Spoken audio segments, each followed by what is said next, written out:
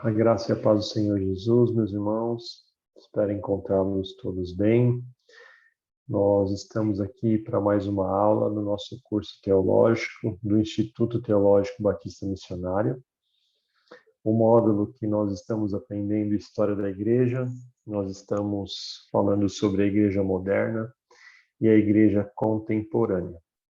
Então, seja bem-vindo a mais essa aula. Meu nome é Eduardo Capito. Eu sou um dos professores do Instituto, tá bom?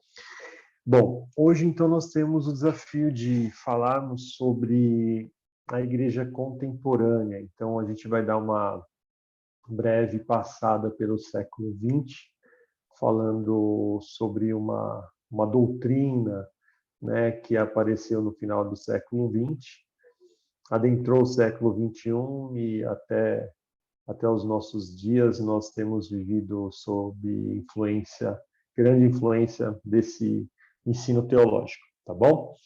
Então, nós vamos falar um pouquinho sobre a nova reforma apostólica. Então, é uma onda teológica, né, que surgiu a partir do neopentecostalismo, que vocês aprenderam na última aula. Então, aprenderam sobre o pentecostalismo, o neopentecostalismo e os efeitos dele na teologia contemporânea. Então, hoje a gente vai falar um pouquinho sobre a nova reforma apostólica, sobre a teologia da prosperidade e sobre a teologia do domínio. Teologia essa também conhecida como batalha espiritual, teologia da batalha espiritual, tá? Bom, esses são nossos 3 principais tópicos de hoje. A gente vai dar uma breve passada. Infelizmente, nós não teremos a profundidade que teríamos na nossa sala de aula presencialmente, como era nosso programa. Infelizmente, não pudemos, mas, querendo Deus, em breve estaremos juntos, né, para nos aprofundarmos ainda mais na história da igreja. Então, nós passamos por um longo período e, como de costume, eu queria deixar aqui a vocês dois livros de sugestão para que vocês aprofundem um pouco mais o conhecimento no assunto.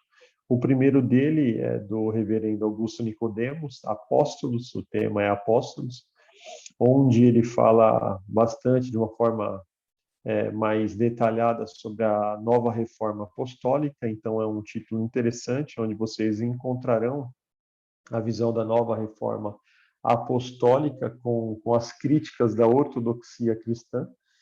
E também o segundo livro seria Cura Interior e Batalha Espiritual, da doutora Neuza Itioca, que nós vamos falar um pouquinho mais.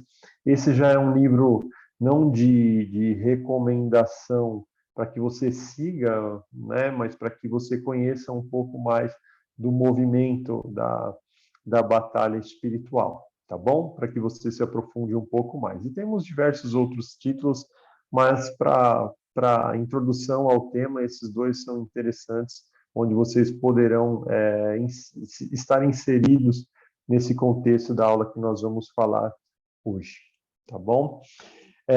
Bom, então, como de costume, nós sempre deixamos aqui um breve resumo da história da igreja, onde nós deixamos todo o histórico.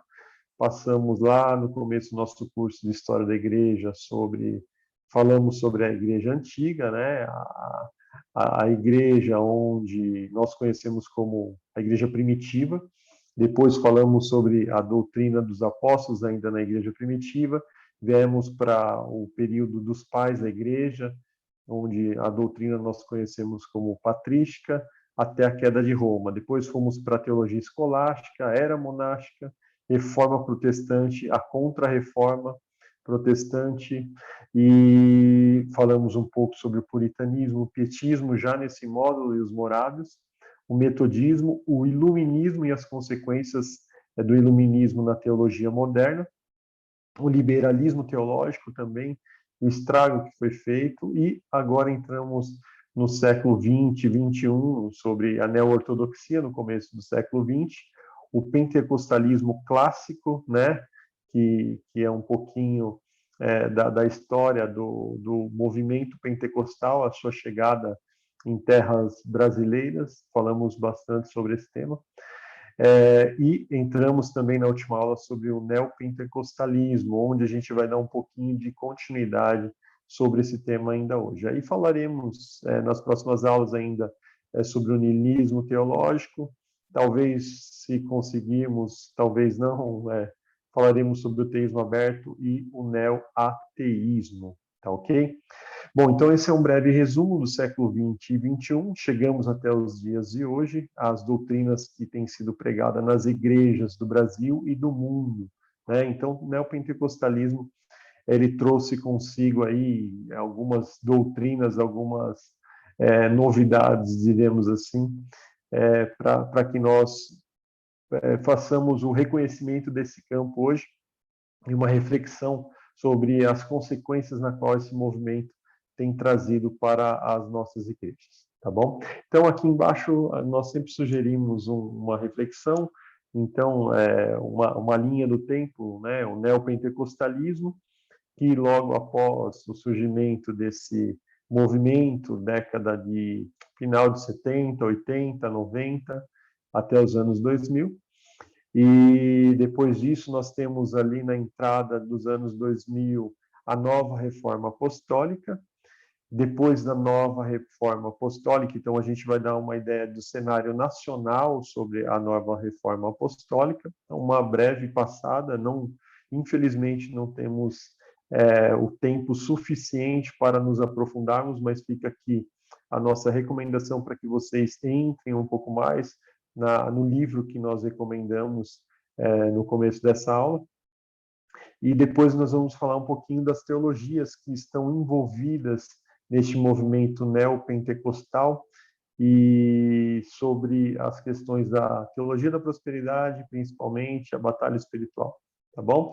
E também nós vamos concluir, né, essa aula utilizando aí uma reflexão, então fazendo uma aplicação apologética sobre o ponto de vista ortodoxo dos efeitos na história do cristianismo, os efeitos que essa nova teologia tem trazido para as igrejas dos nossos dias. Tá bom? Bom, então entrando aqui um pouco no assunto, né, entrando um pouquinho mais profundo no assunto, então a nova reforma apostólica, nós não registramos ela na nossa apostila, mas é interessante que nós façamos a introdução da aula utilizando essas informações sobre a nova reforma apostólica. E aqui, bom, falando um pouco da história, é um movimento conhecido como a Nova Visão Apostólica ou a Nova Reforma Apostólica. Foi um movimento iniciado em 2001 e teve um congresso, né, em terras nacionais, onde o apóstolo chamado Rony Chaves veio até o Brasil, e nessa ocasião ele ungiu, ele separou para o trabalho, o serviço, né, na obra, os primeiros 4 apóstolos brasileiros.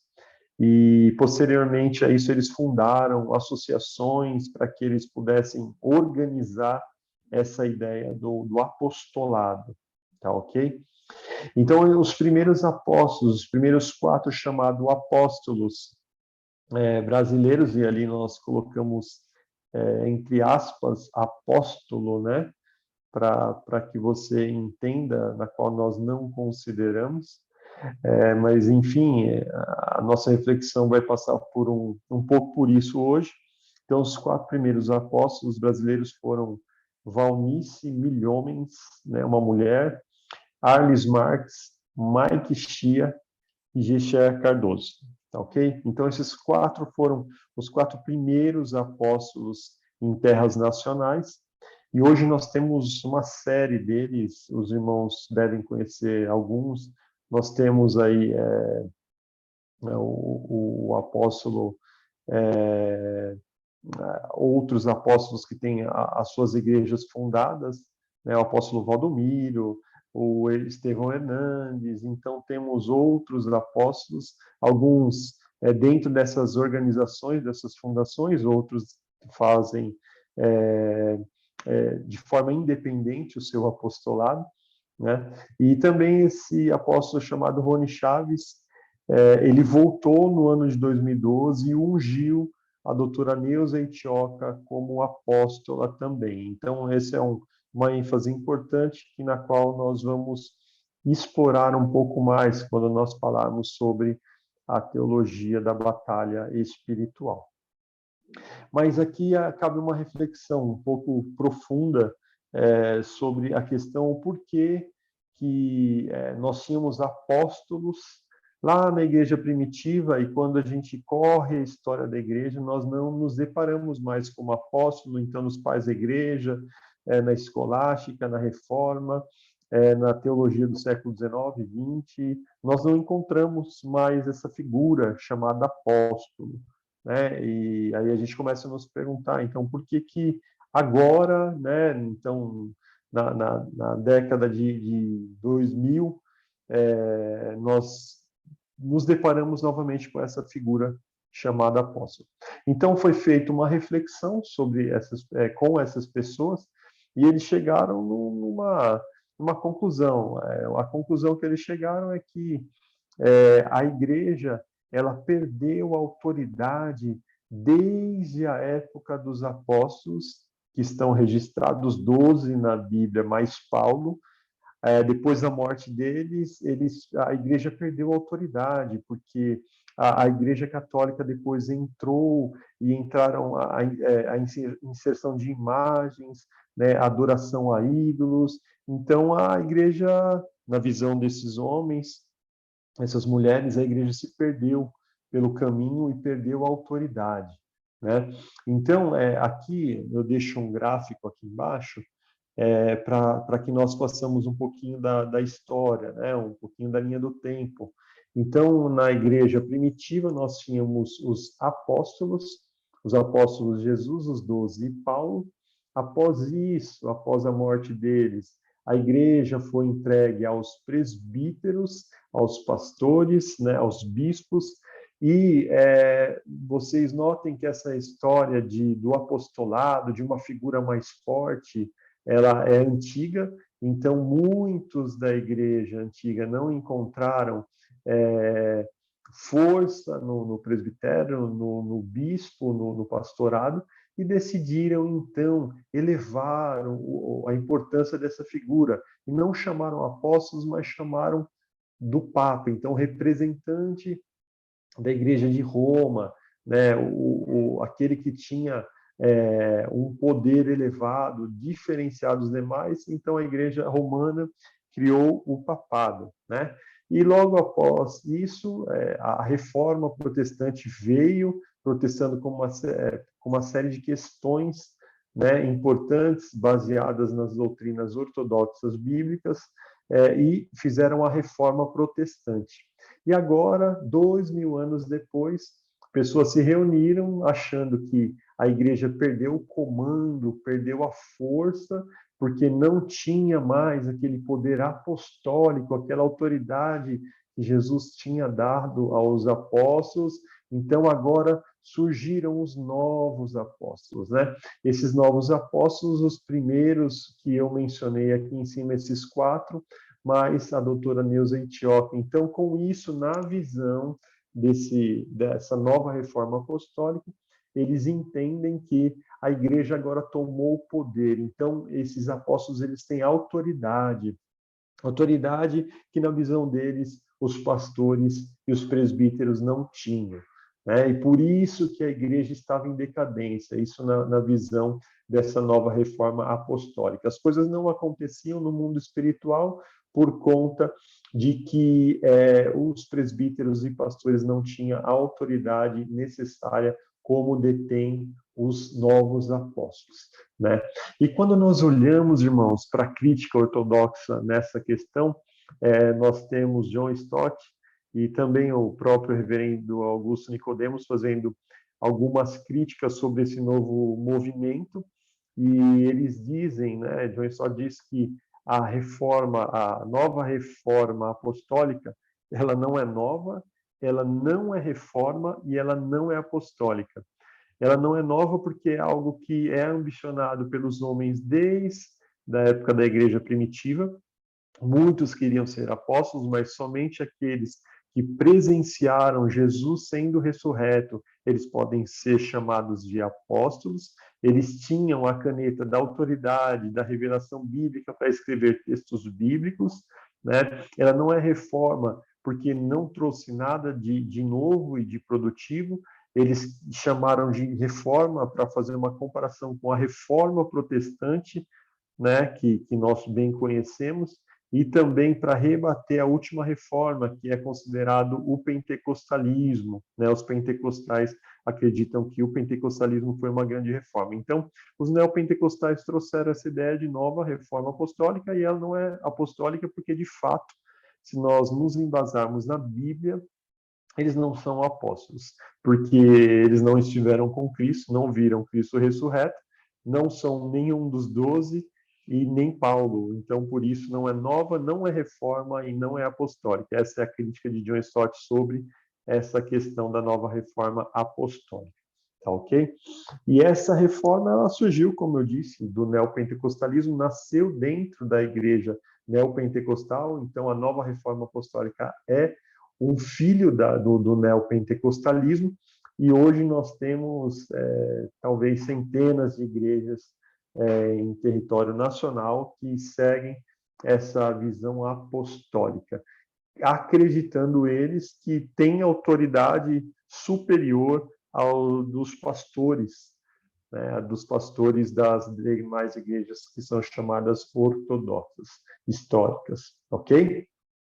Bom, então, quando nós passamos na ideia do neopentecostalismo, onde nasceu a nova reforma apostólica, nós separamos aqui alguns assuntos sobre a teologia que foi construída dentro do neopentecostalismo. Então, nós separamos alguns pontos, não teremos tempo de aprofundar em todas elas e tampouco de falar de todas as existentes, mas nós destacamos aqui as principais. Então, as principais teologias construídas dentro do neopentecostalismo e também da nova reforma apostólica é a teologia da prosperidade, a teologia do domínio, conhecida como também teologia da batalha espiritual. E dentro disso, dessa batalha espiritual, tem uma questão colocada pelo autor da nossa apostila sobre a questão de expulsão de demônios, que tem um espetáculo envolvido nisso. Também os pontos de contato que nós encontramos dentro da teologia formada por esse grupo, e falaremos também um pouquinho sobre a visão distorcida sobre a exegese de alguns pontos da Bíblia, alguns textos bíblicos, e eles chamam de maldição hereditária. E, por fim, um processo de regressão, cura interior, cura da alma, é um dos pontos aí que eles construíram dentro dessa nova visão, dentro da teologia neopentecostal. Tá bom? Então, esses são os pontos principais que nós falaremos um pouquinho mais. A nossa sugestão é que vocês também entrem um pouquinho mais através de literatura nesses temas, para que você possa conhecer mais aprofundado e conseguir rebater as questões que são ensinadas de forma equivocada. Tá ok, meus irmãos? Bom, então indo para o próximo slide, a gente vai entrar um pouquinho mais sobre a teologia da prosperidade. Então, o que é a teologia da prosperidade? Então, a primeira questão que nós fazemos é: a Bíblia ensina sobre a prosperidade, sim ou não?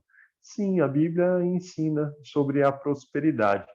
Mas tem pessoas que tomam essa ideia do ensino sobre prosperidade e distorcem o conceito e usam para o seu bel prazer. Então, destroem essa doutrina, constroem um texto que favorece a si mesmo e acaba aplicando o ensino dessa doutrina de forma equivocada na vida da igreja. Tá bom? Então, a teologia da prosperidade afirma que o plano de Deus para o ser humano é, primeiro, fazê-lo feliz. Então, a ideia dos pregadores da teologia da prosperidade é que o crente ele tem que ser feliz, ele tem que viver feliz, em abundância, sem problemas na vida, né? E constroem hinos que é sua vitória. Então, a ideia da teologia da prosperidade é que esse crente ele tem que ser beneficiado pela questão da prosperidade. Segundo ele, que ele tem que ser abençoado, né? Então, Deus tem que determinar a bênção sobre a vida dessa pessoa. Os adeptos, os seguidores da teologia da prosperidade, eles têm que ser saudáveis, né? Eles têm que ter uma boa saúde, porque Deus ele determinou essa saúde. Então, o crente não pode passar por processos de, de provações na área da saúde, né? E ele tem que ser próspero, ele tem que ter dinheiro, ele tem que ter benefícios dados nessa terra. Quando nós fazemos uma breve reflexão sobre esse assunto, nós vemos, irmãos, infelizmente, muitas igrejas com programas na televisão que seguem exatamente esses 4 passos, né?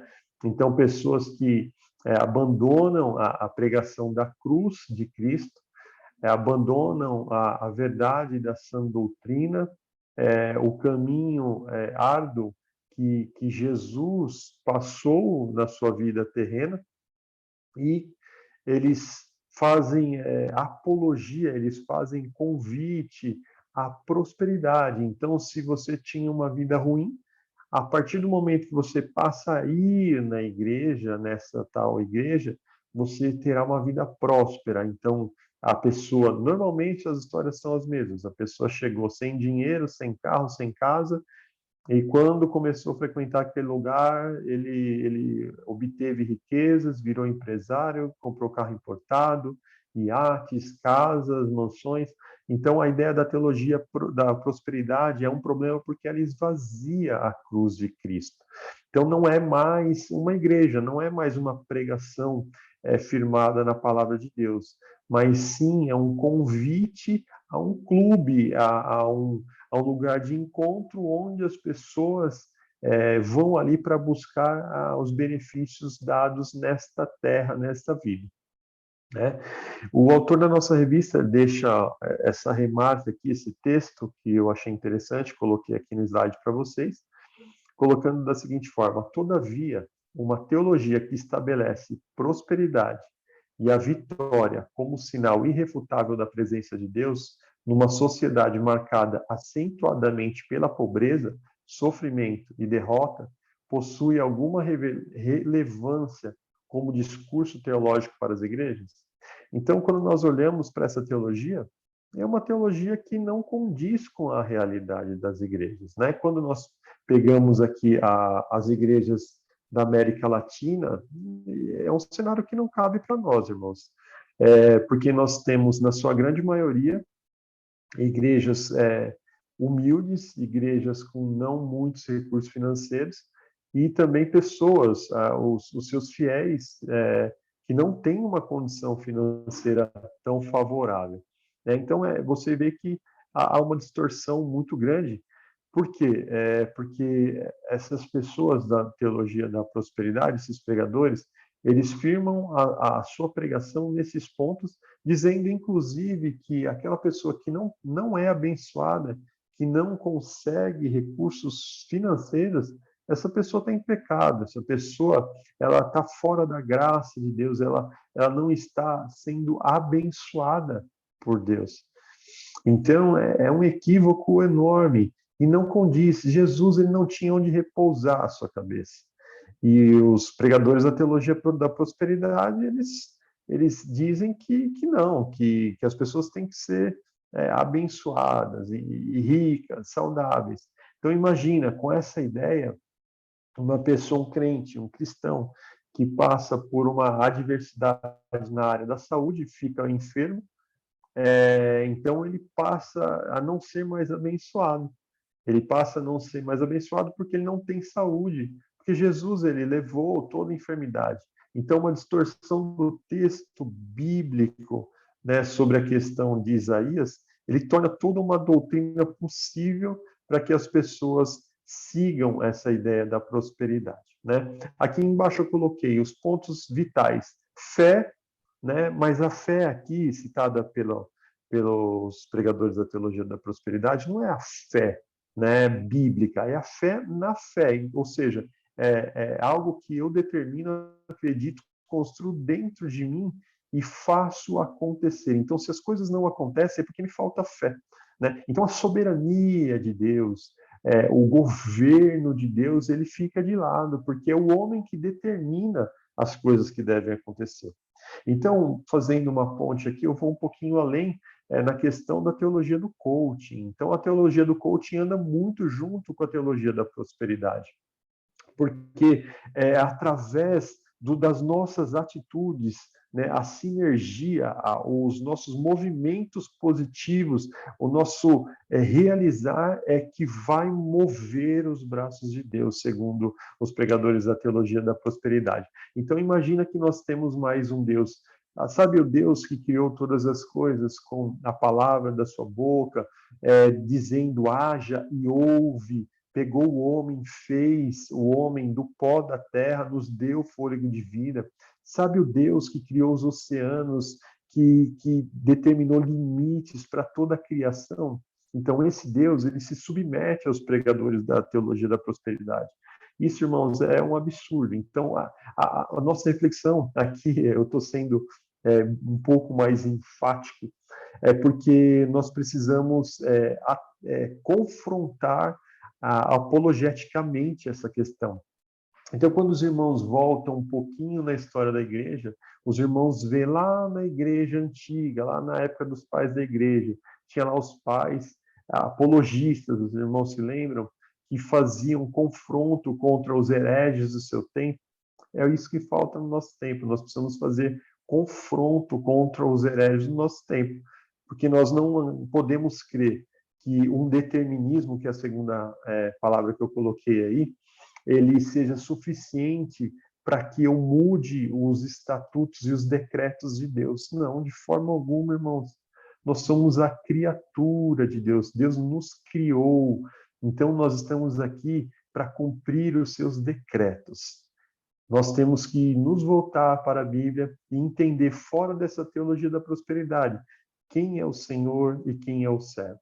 Né? Quando nós fazemos menção ao servo, nós nos lembramos da carta de Tiago, lá no capítulo de número 1, quando ele fala que é servo de Deus e do Senhor Jesus Cristo. Então, o termo que ele usa no grego é doulos. Ele é mais do que servo, ele é escravo. Então, o escravo, ele obedece às ordens do seu senhor. É isso que nós somos. Quando Martinho Lutero ele escreve o seu tratado soteriológico, e ele registra, nós temos um livro também que tem um pouquinho dessa passagem, que é Nascido Escravo, né, de Lutero. A ideia que é dada é isso, é que nós somos escravos de Deus, nós somos comprados por Ele. Então, voltando aqui, né, a fé na fé não é suficiente, o determinismo. Então, é um termo muito usado. Quando os irmãos vão numa igreja neopentecostal, os irmãos vão ouvir, eu determino tal questão, Senhor, Deus, eu não aceito, eu determino. Então, esse determinismo, né, as bênçãos financeiras são destaque no culto, Cristo, a cruz de Cristo, Deus Pai, Deus Filho, Deus Espírito Santo são colocados de lado a Trindade Santa para que haja uma centralidade nas bênçãos financeiras. Cultos de igrejas que pregam teologia da prosperidade, normalmente o momento da oferta é mais longo do que a palavra que deveria trazer o verdadeiro alimento para a igreja do Senhor. Então, são características que marcam essa ideia da teologia da prosperidade e a saúde inabalável que eu comentei. Imagine, meus irmãos, numa época de pandemia global, qual que é a resposta que os pregadores da teologia da prosperidade têm para crentes pegando Covid e morrendo, né? Então, os irmãos veem que não tem firmeza, não tem fundamento, não tem alicerce nas Sagradas Escrituras, a teologia chamada teologia da prosperidade, né? Aqui na nossa apostila, eu queria enfatizar alguns pontos que o nosso autor coloca. Então, ele coloca alguns tópicos, né, sobre a teologia da prosperidade, fala: A fé é uma força liberada pelas palavras. Isso são os adeptos, os pregadores da teologia da prosperidade que acreditam assim e não o nosso autor, tá bom? A fé é uma força liberada pelas palavras, por meio das quais é possível criar a realidade, ou seja, a expressão de uma palavra faça com que eu crie um cenário. Então, é eu determinando coisas que irão acontecer. Né? Então, quem toma a posição de Deus aqui nesse relacionamento não é mais Deus, mas sim o chamado cristão. Então, quando ele pronuncia, aquilo traz a realidade. Aí, Copeland, ele deixa aqui uma frase, né? A força da fé é liberada ou ativada pelas palavras. Palavras cheias de fé, que é a fé na fé que comentei, colocam em operação a lei do Espírito da vida. Meus irmãos, Deus nos ensinou a orar, então nós buscamos a Deus trancado em nosso quarto, com a boca no pó, de joelhos, prostrado diante de um Deus que tem todo o poder. Então a nossa ousadia, né, que eles usam esse termo, de chegar e determinar diante de Deus, faz com que nós sejamos somente arrogantes diante de um Deus todo-poderoso. Então, o Senhor tem tudo. O Senhor é dono de todas as coisas. Então, Ele pode nos fazer próspero. Ele pode nos enriquecer. E o enriquecimento, ele não é pecado, irmãos. É a questão de onde está o nosso coração. Então, esses adeptos, eles não buscam a Deus. Eles buscam o que Deus tem nas suas mãos para poder dar. Porque Deus tem toda a riqueza. Mas as pessoas estão buscando essa riqueza, e não a graça de Deus, e não uma vida transformada, um novo nascimento. Tá ok? O segundo ponto é que ele coloca, eu queria aqui destacar, ele coloca assim, o nosso autor: a força da fé é ativada quando uma pessoa declara ou confessa positivamente seus desejos e pedidos a Deus. Aí, Hagin deixa aqui, entre aspas, uma frase dele: sua confissão justa se tornará uma realidade e então você obterá o que quiser de Deus. Né? Então, essa é a ideia dos pregadores da teologia da prosperidade, irmãos. Eles esvaziam a Bíblia e a ideia que se dá aqui é de que o homem define o curso dos acontecimentos. Não é mais Deus que define, é o homem segundo a sua fé colocada em prática. Né? E aí, quando não acontece, e obviamente que não acontece, pessoas vão procurar os seus pastores, e os seus pastores vão dizer: olha, você provavelmente não teve a fé suficiente. Então, isso frustra, né, o fiel, né? Esses pastores pregando essa teologia pobre e vazia da doutrina bíblica ortodoxa que nós conhecemos. E, por último, o nosso irmão que fez a apostila do nosso curso teológico, ele coloca: Deus deseja que todo cristão, a ideia dos pregadores da prosperidade, Deus deseja que todos os cristãos tenham saúde perfeita, experimente cura completa. Deus se obriga a curar toda a doença daqueles que têm fé. Então, basta ter fé. A promessa da cura é parte da expiação de Cristo. Então, irmãos, há um problema sobre a interpretação, a exegese dos teólogos da prosperidade. No final, nós vamos fazer uma ênfase apologética mais completa sobre essas questões e os malefícios que tal doutrina, que tal teologia traz para as igrejas dos nossos dias, tá bom? Então, essa foi a teologia da prosperidade, então, ênfase em ser feliz, ser abençoado, ser saudável, ser próspero. Tudo que está fora disso está fora das bênçãos de Deus, segundo eles. E a fé é fator determinante, a palavra de determinação, determinismo sobre os acontecimentos é fundamental para que tenhamos bênçãos financeiras e uma saúde inabalável. Se isso não acontecer, é culpa do fiel, não é culpa da teologia, segundo essas pessoas que seguem essa teologia da prosperidade, né? E para conhecimento dos irmãos, então nós temos as principais igrejas que seguem essa ideia, né? A principal, então eu cito uma e depois os irmãos concluam e façam uma reflexão sobre as demais, é a Igreja Universal do Reino de Deus, que segue essa linha. Apesar do bispo, né, responsável por aquela igreja não ser um apóstolo, ele segue e ele funciona como se fosse, né? Ele tem uma palavra de ordem. A doutrina dessa igreja é construída com base na teologia da prosperidade, onde o cristão ele desfruta das bênçãos de Deus nesta vida. Então, a nossa grande pergunta seria onde está o porvir, né? Onde está a promessa de Cristo? Onde entra aqui a promessa de Cristo sobre a nossa eternidade? Nós sabemos que esse é o menor tempo de toda a nossa eternidade, que é a nossa vida nessa terra. Então, o cristão ortodoxo que segue as doutrinas bíblicas, ele entende que aqui nós estamos para construir uma eternidade, né? O que mais nos importa é a cruz de Cristo, é uma vida transformada, é um caráter moldado pelas verdades da palavra de Deus e o entrar numa eternidade para viver eternamente com o nosso Cristo, para gozar das bênçãos que o Senhor tem construído para nós, né? Então, esse é o verdadeiro cristianismo. O que passar disso, meus irmãos, corre porque não tem a base na palavra de Deus que nós tanto buscamos, tá ok?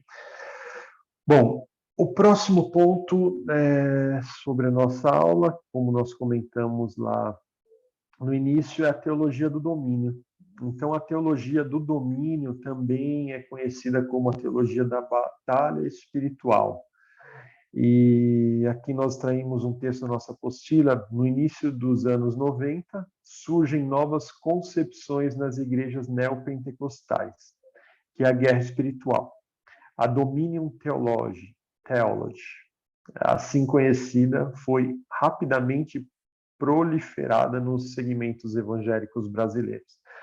Então, como quase tudo que nós consumimos no Brasil vem dos Estados Unidos, essa foi foi uma teologia que foi concebida nos Estados Unidos e os pastores, vamos dizer assim, brasileiros, alguns deles foram estudar fora e acabaram trazendo essa teologia chamada teologia do domínio ou da batalha espiritual para dentro da nossa nação.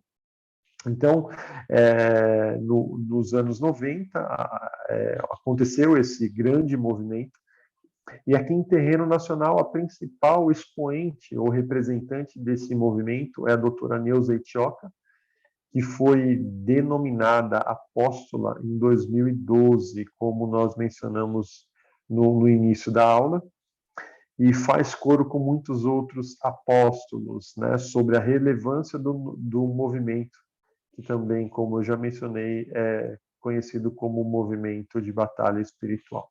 Bom, a pergunta que talvez nós faríamos nós temos uma batalha espiritual? Sim, nós temos uma batalha espiritual. Se nós fizermos uma análise bíblica do Antigo ao Novo Testamento, nós vamos encontrar que há uma oposição, né?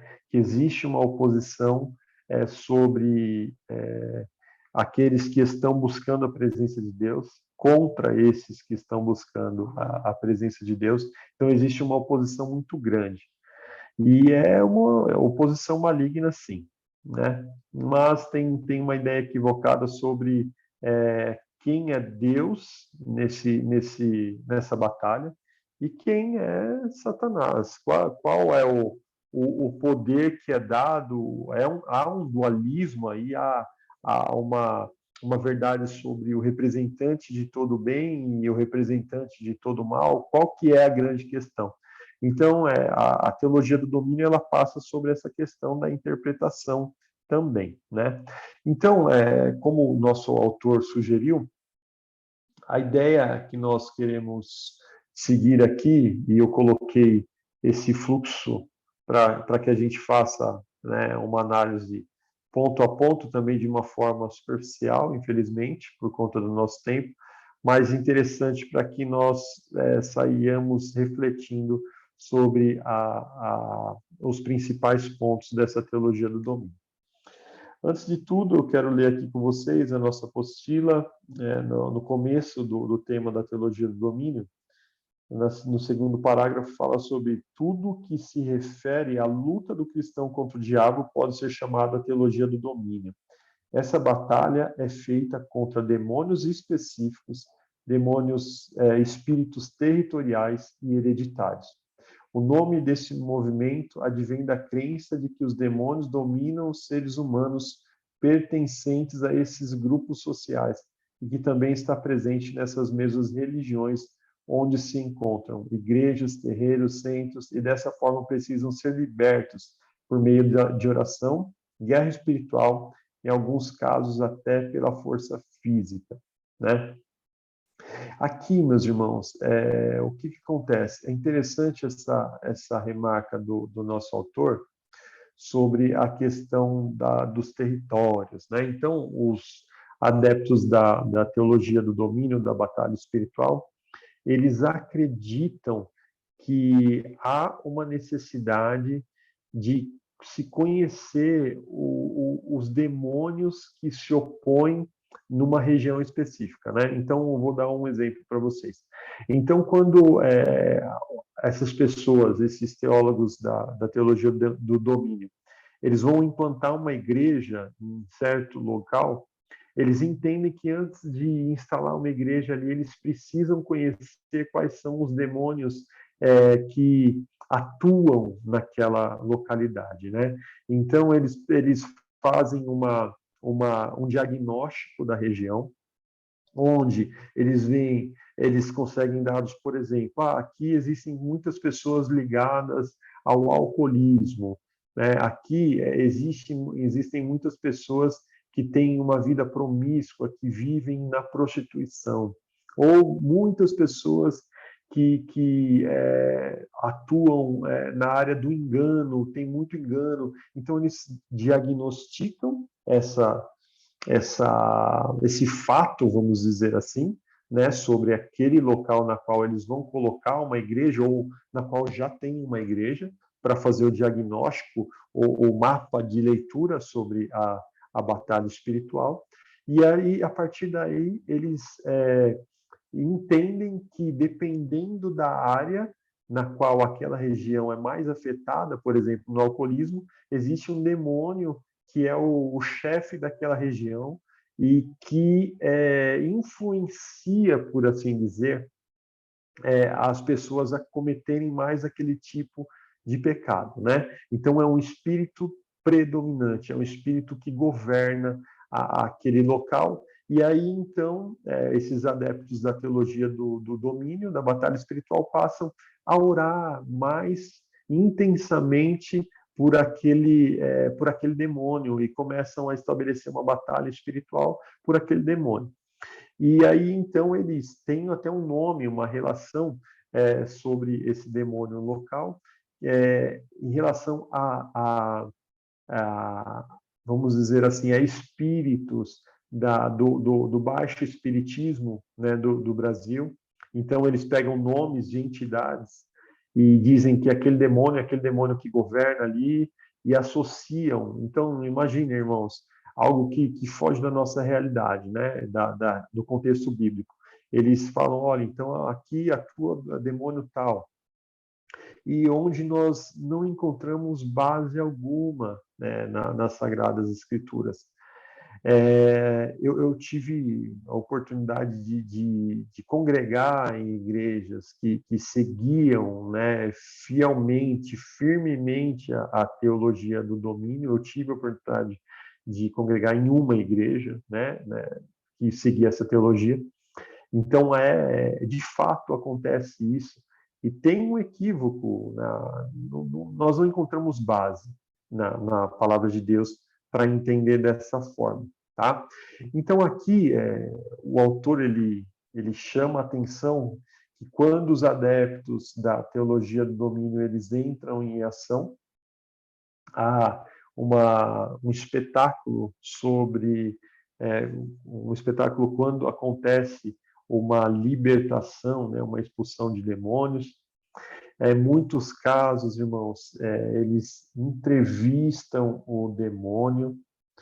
Então, alguns utilizam o texto de Mateus 8, 28 a 33, quando Jesus vai até uma cidade e existe ali um homem endemoniado.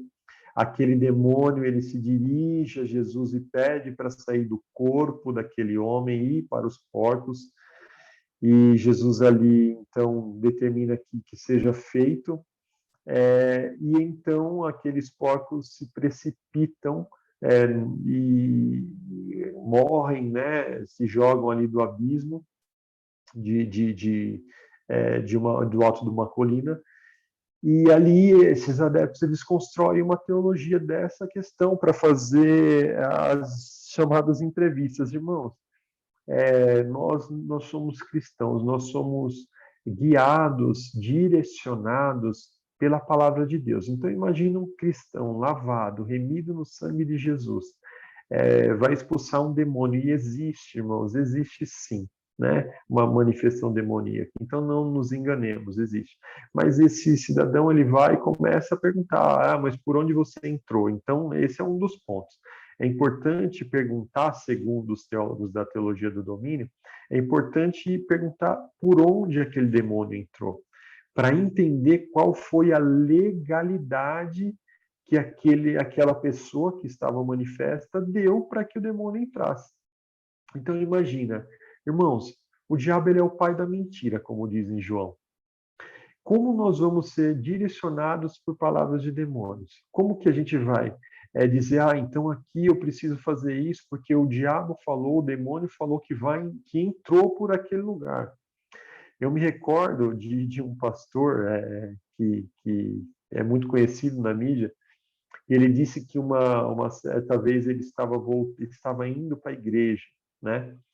No seu carro, estava com o rádio ligado, e aí ele colocou numa rádio e ouviu um culto onde havia esse espetáculo da expulsão de demônios, e o demônio era colocado, ainda deve ser, irmãos, eu vou ser muito franco, porque eu nunca mais frequentei um culto que ocorresse isso, então era colocado um microfone na boca da pessoa que estava possessa, e o demônio falava. E aí perguntaram para ele, para saber de onde veio, como que ele entrou. E o demônio disse, eu entrei na vida dele porque ele usa bigode, né? Então era uma igreja que não permitia que os homens usavam bigode, então logo o demônio falou, e ali, irmãos, ali o pastor da igreja não deixava ninguém usar bigode, porque o demônio entrou por causa do bigode do homem. E esse pastor que estava ouvindo, ele usava bigode. E na hora ele falou, não, que mentira é essa, né? Então, existem muitas mentiras que cristãos estão sendo guiados por palavras de demônios. Por quê? Por conta de um erro exegético, de uma compreensão bíblica equivocada que construíram a teologia do domínio. Tá bom? Então, essa questão de expulsão de demônios, irmãos, é no nome de Jesus Cristo. Impor as mãos é no nome que é sobre todo nome. É o nome que todo joelho se dobra, toda língua confessa, ele é o Senhor de tudo. Então, esse nome tem autoridade. Então, expulsar demônio não tem, irmãos, não tem sequência, não precisa ter um procedimento, não. É no nome de Jesus Cristo, que é a autoridade sobre tudo e todos. Tá bom? O segundo ponto que o nosso autor ressalta aqui são os pontos de contato. Então, a teologia do domínio, ela traz consigo a criação de alguns pontos de contato. Que pontos de contato são esses? Então, quando os irmãos começam a buscar na mídia, e repito que a maioria das igrejas neopentecostais, as maiores, estão na mídia, eles utilizam ponto de contato para materialização da fé, né? Então, a fé, ela não é vista, a fé ela não é tocada. Então, isso passou a não ser suficiente para os teólogos da teologia do domínio da batalha espiritual. Então, logo eles concluíram que era necessário que as pessoas materializassem a fé. Como isso? Então a gente tem pontos de contato que faz com que os adeptos, os fiéis da teologia do domínio, eles façam um contato para que a fé se cumpra. Então nós temos igrejas, né, que durante o culto ou de forma antecipada, antes do culto, eles dão rosas, né? Então é chamada rosa ungida, porque ali tem uma bênção de Deus para a sua vida, né? O sal grosso, né? Então o sal grosso que é utilizado no baixo espiritismo entrou nas igrejas neopentecostais. Então o sal grosso é um elemento de força ali, uma representação onde todo mal olhado e coisas do tipo que vem do baixo espiritismo entram na igreja e são utilizados como símbolos de pontos de contato. Existem os lenços, né? Então vocês já devem ter visto o lenço que passa no suor do apóstolo e traz cura para todos.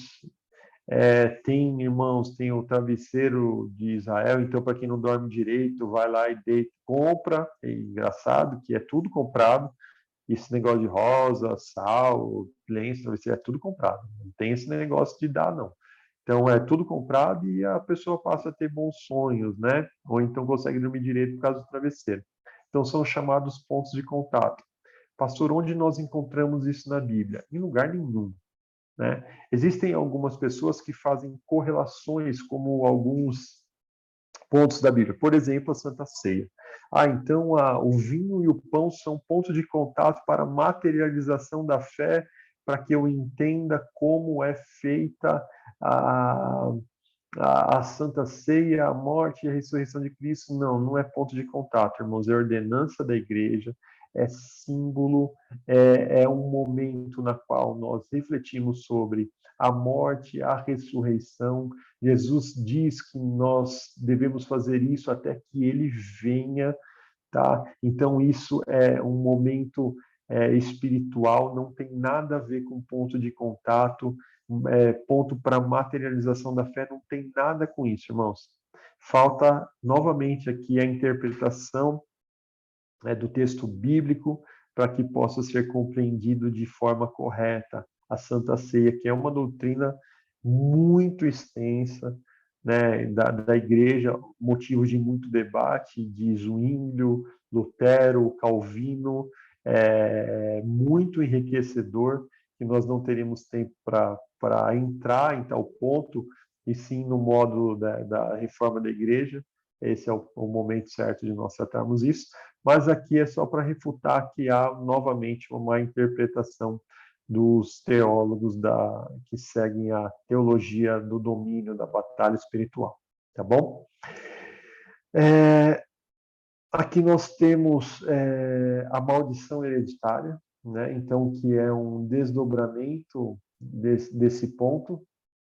O nosso autor, o autor da nossa revista, ele sugere aqui alguns exemplos, né, de erros exegéticos sobre a questão da maldição hereditária. Então, em Gênesis capítulo 20, versículo 12, né, o autor diz, um exemplo claro disso é Abraão, em seu ato de mentira, né, que está em Gênesis 20, 12, um ato grave de mentira e a consequência foi uma obra de mentira em sua descendência, com Isaac. Né? Então, Isaac cometeu exatamente o mesmo erro que seu pai, em Gênesis 28, 7. Com Jacó, onde seus filhos mentem, dizendo que José havia morrido. Então, entenda que o teólogo da teologia da batalha espiritual, da teologia do domínio, ele está dizendo que, olha, por conta de Abraão ter mentido que Sara não era sua esposa, Isaac fez a mesma coisa, então isso é uma maldição hereditária, passou de pai para filho.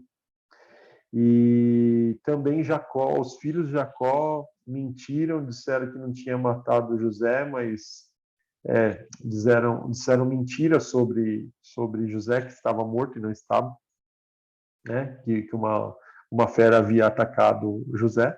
Então essa mentira passou por essas gerações. Então, aqui é um equívoco, mais uma vez, grave sobre a exegese do texto, sobre a interpretação correta das Sagradas Escrituras. Qual que é o problema desse equívoco da maldição hereditária?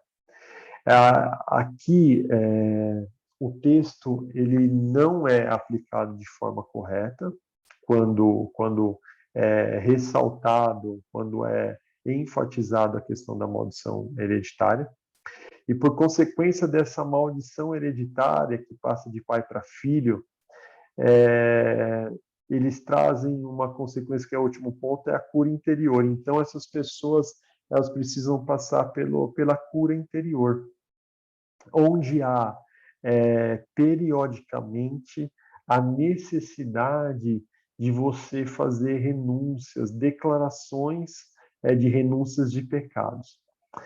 Um exemplo sobre a questão da cura interior, que vem da maldição hereditária, né, é que pessoas, por exemplo, quando vão se batizar, ou então em algum outro momento, uma vez por ano, a cada 2, não sei, enfim, elas têm que fazer a declaração de todos os pecados. Então, a pessoa, ela precisa periodicamente passar por essas renúncias. Como eu comentei com os irmãos, eu já vi casos da pessoa ter que renunciar a tudo. Então, a confissão de fé dessa pessoa, que declarou que Jesus Cristo era Senhor e Salvador da sua vida, declarou com seus lábios, de forma pública, fez uma confissão de fé genuína, ela não foi suficiente. Porque posterior a isso, os teólogos da teologia do domínio disseram, olha, você precisa fazer um processo de cura interior, porque se houve na sua família, nos seus antepassados, alguém que teve contato com o espiritismo, então você traz essa maldição com você. Essa maldição precisa ser quebrada. Ou se o seu avô, a sua avó, o seu tio, o seu pai tinham o vício do alcoolismo, você precisa fazer uma quebra de vínculo, né? Precisa fazer um processo de cura interior. E como que é feito isso? Precisa declarar. Então, é um momento na qual eles se reúnem, oram, e todo mundo começa a renunciar para quebrar a maldição, para fazer o processo da cura interior. Então, começa a dizer todos os pecados da sua vida, desde quando você nasceu. Né? E se não lembrar? Se não lembrar, quando for fazer de novo, tem que lembrar, senão não é quebrado. Então, imagina, irmãos, que uma pessoa, né, um antepassado teve um problema com espiritismo, por exemplo, e o tataraneto dele, que nunca viu espiritismo, e que é pecador tanto quanto aquele que teve o contato com o espiritismo, mas se entregou a Cristo, ele reconheceu a grandeza de Cristo, ele entendeu o plano da salvação e tem a sua vida lavada no sangue de Cristo através da expiação. Essa pessoa não passou por, por um novo nascimento completo, ela precisa renunciar, segundo esses teólogos. Então, imagina, mais um movimento de uma forma muito negativa, que essas pessoas, elas fazem com que o encontro com Cristo, a expiação feita no Calvário, que é suficiente, é poderosa e absoluta, ela seja diminuída. Então não basta o homem ter um encontro com Cristo e seguir os passos de Jesus, entendendo o plano da salvação, né? Ele tem que fazer a quebra de vínculo. Se ele não fizer, ele não tem uma libertação completa. Irmãos, mais um ponto também totalmente equivocado que precisa ser corrigido com esses teólogos que pregam essa teologia do domínio. Né? Nós sabemos que o sacrifício de Cristo ele é suficiente, ele é substitutivo, né? E ele é eficaz. Então, nós precisamos orientar os teólogos da teologia do domínio a entender que não há base bíblica para a questão da maldição hereditária e da cura interior. E a cura interior passa, inclusive, por alguns processos de regressão, né? Então, existe aí como se fosse uma hipnose, irmãos. E também outra coisa que eu presenciei, então, onde a pessoa tem uma amargura, não sabe por quê, mas aí faz uma regressão, volta lá na sua infância, a pessoa, como se fosse uma manifestação, como se fosse uma hipnose. A pessoa fica como se fosse uma criança, né? E age como criança e lembra que uma vez o seu pai repreendeu ela de uma forma brusca na frente de pessoas e aquilo que era o ponto na qual aquela pessoa deveria perdoar o seu pai para que pudesse ter uma cura por completo. Irmãos, biblicamente falando, quando nós lemos Romanos 3, nós vemos que todos pecaram e destituídos foram da glória de Deus. Então, nós todos pecamos. Nós somos totalmente depravados, porque quando o pecado entrou no mundo, como diz em Romanos também, por um homem que foi Adão, toda a humanidade se fez pecadora. Toda a humanidade. Então, a maldição que há em nós não é essa maldição que é pregada por esses teólogos. É uma maldição porque nós estamos sob o efeito do pecado. O pecado que Adão cometeu, ele manchou toda a humanidade e nós ficamos sem condição de decidir ou de seguir o que é bom, porque nós estamos sob efeito do pecado. Mas existe a expiação, a justificação, o plano da redenção que nos livra de tudo isso. Então, nós ficamos com as doutrinas bíblicas, nós ficamos com o plano da redenção, da suficiência do sacrifício de Cristo no Calvário, esquecendo essa ideia distorcida sobre esse plano que depois requer uma cura interior, né? E, por fim, eu coloquei aqui, então, como eu havia dito, os efeitos, né? Então, quais são os efeitos que tudo isso traz para as nossas vidas? Então, a teologia da prosperidade e a teologia do domínio, da batalha espiritual, ela traz efeitos, assim, irreparáveis, muitas vezes, na vida dos cristãos. Então, os irmãos sabem que nunca houve um crescimento tão grande, numericamente falando, de cristãos evangélicos na nação brasileira. Mas a verdade é que também nunca houve um movimento contrário tão grande, que é o movimento dos desigrejados, que a gente vai falar na nossa 7ª aula, né? Por conta do quê? Por conta dos efeitos dessa teologia que está sendo pregada nos púlpitos das nossas igrejas. Então, aqui uma frase que a gente deixou, né, algumas reflexões para os irmãos, tendo em conta as teologias estranhas construídas neste movimento contemporâneo, que é o neopentecostalismo, há um evidente efeito claramente diagnosticado nas igrejas cristãs.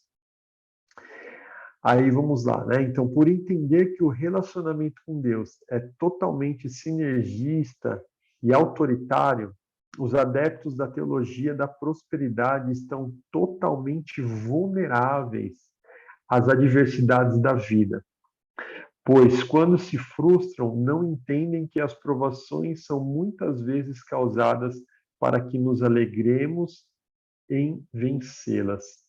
Aqui eu deixo o texto de Tiago, capítulo 1, eu vou ler com vocês. Capítulo 1, versículos 2 e 3. Então, diz assim, Tiago, capítulo 1, versículos 2 e 3. Meus amados irmãos, considerai motivo de júbilo o fato de passardes por diversas provações, porquanto sabeis que a prova da vossa fé produz ainda mais perseverança. Vamos ler o 4 também. E a perseverança deve ter plena ação, a fim de que sejais aperfeiçoados e completos, sem que vos falte virtude alguma. Então, Tiago, né? Então, Tiago aqui é irmão de Jesus, ele deixa essa reflexão e é bem provocativa e bem difícil de engolir, principalmente para os adeptos da teologia da prosperidade, né? Como pode haver motivo de júbilo, de alegria em nós por passarmos diversas provações, sendo que a teologia da prosperidade ela diz que provação é sinal de reprova de Deus. Então, irmãos, isso mexe com a cabeça do crente. Quando ele começa a ser provado, bate o carro, é mandado embora, o vizinho arruma uma briga com ele sem ele ter feito nada, ele perde as esperanças. Então, ele é demônio, é sinal de não bênção de Deus. Irmãos, isso é totalmente antibíblico. Olha aqui o que Tiago diz. Porque as provações, elas fazem com que nós produzamos essa fé e a perseverança. Então, quem passa por provação, passa porque precisa provar uma intensidade maior com Deus. Nós sabemos que as provações que Tiago fala aqui são de diversas formas. É da tribulação até a tentação, irmãos, que não é dada por Deus, mas pelo diabo, sim. Mas quando nós vencemos, nós triunfamos porque passamos com Cristo, nós resistimos à tentação. Então, isso é benéfico para a vida cristã. Deus, ele é pedagógico. Deus, ele traz o ensino para as nossas vidas através de aplicações práticas. Isso nos dá prazer e esperança, e nos dá perseverança e experiência também. Então, aqui nós refutamos totalmente a teologia da prosperidade com esse texto de Tiago, né?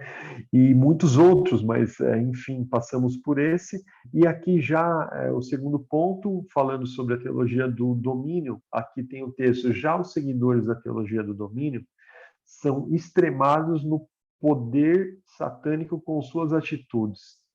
Diminuem até mesmo o poder soberano de Deus, segundo uma visão dualista, ignorando todo o poder que só Deus tem.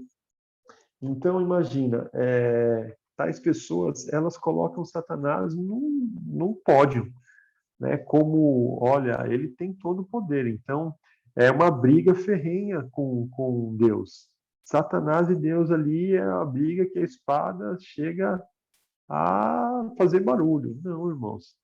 Quando Daniel orava, né, e Deus mandou um anjo para que fosse entregar a resposta a Daniel, e esse anjo foi ali parado, Deus foi lá brigar com Satanás e foi brigar com espada com ele? Não. Deus mandou outro anjo e foi lá e acabou com a história. Então Deus ele detém todo o poder. Se nós olharmos para o texto de Jó, então olha aí na sua Bíblia, Jó capítulo 1, versículos 11 e 12. Então aqui a narrativa vocês conhecem muito bem, eu começo na 11, mas o sentido aqui do que nós estamos falando está no versículo 12. Então diz assim: entretanto, estende a tua mão, é Satanás falando, e fere tudo que ele tem, falando de Jó, e com certeza ele te amaldiçoará e blasfemará diante da tua face. 12.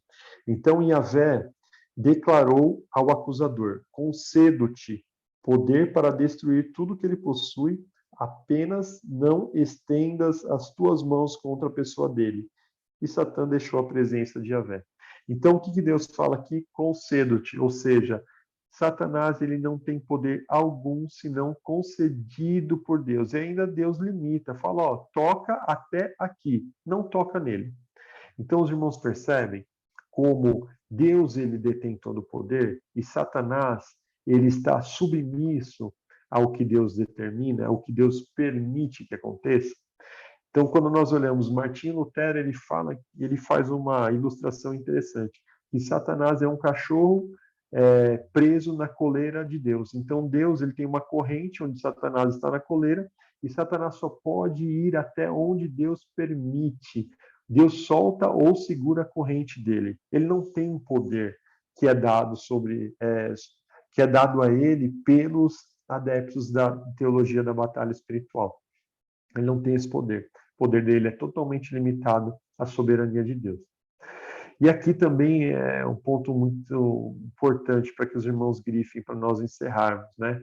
Então, além dos dois pontos mencionados acima, sobre a teologia da prosperidade e sobre essa teologia do domínio, nós vemos um imenso crescimento do sincretismo religioso, pois há uma mistura de cristianismo, kardecismo, umbandismo, seichonoye no neopentecostalismo, que é o fundador dessa doutrina contemporânea que ofende as doutrinas da ortodoxia cristã, ortodoxia bíblica.